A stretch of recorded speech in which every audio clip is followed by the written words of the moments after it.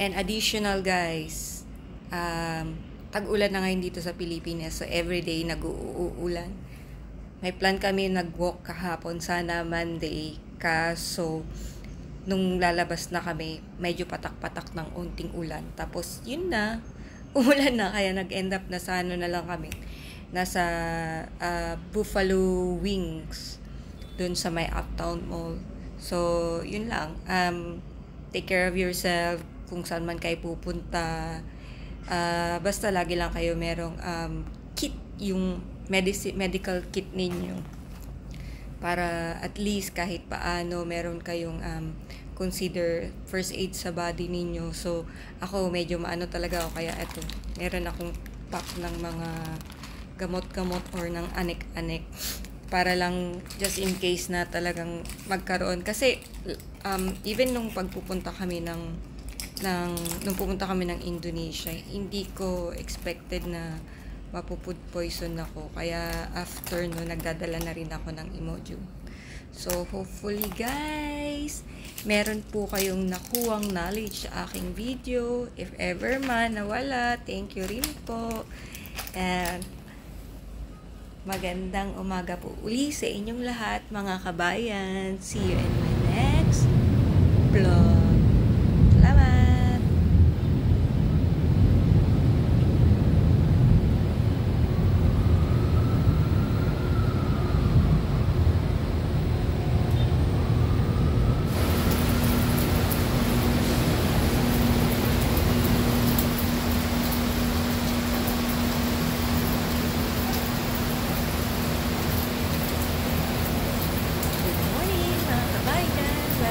Channel, Ganang Pinay. So,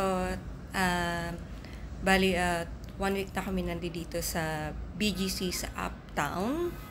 So, papakita ko sa inyo the place. Ayan. Andi dito tayo sa may Uptown.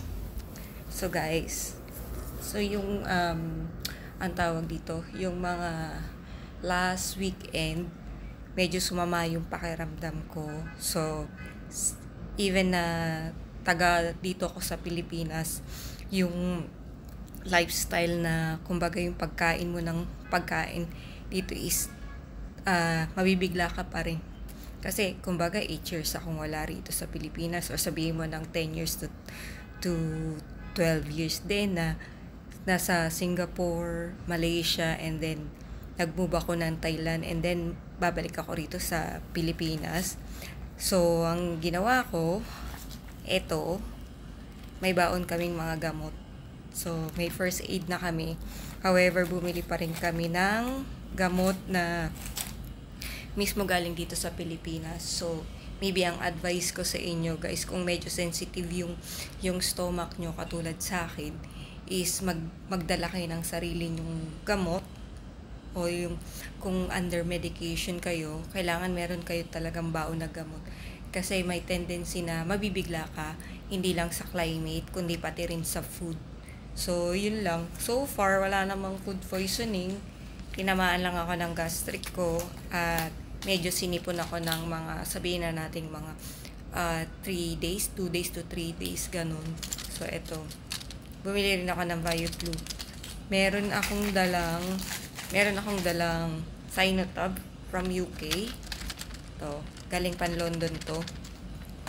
So, and then meron din akong dalang Panadol, pero naubos ko na ata yung Panadol.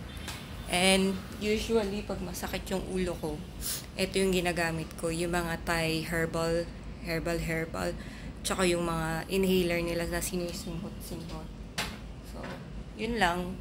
Advice ko lang sa inyo na ayun, parang be ready rin kayo sa mga needed nyo, na kung mag-move kayo sa Pilipinas, or even kahit magta-travel lang kayo dito sa Pilipinas, mag-prepare kayo ng mga medicine, or yung talagang ang tawag dito, yung talagang ginagamit nyo, or kung allergic kayo sa ibang medicine, kasi may mga medicine nga naman na allergic yung iba't ibang tao, lalo na kung yung climate, yung food, tapos yung yung sa pollution pa. So sa Thailand, hindi ako masyadong nababahing kahit medyo maalikabok dito sa Pilipinas.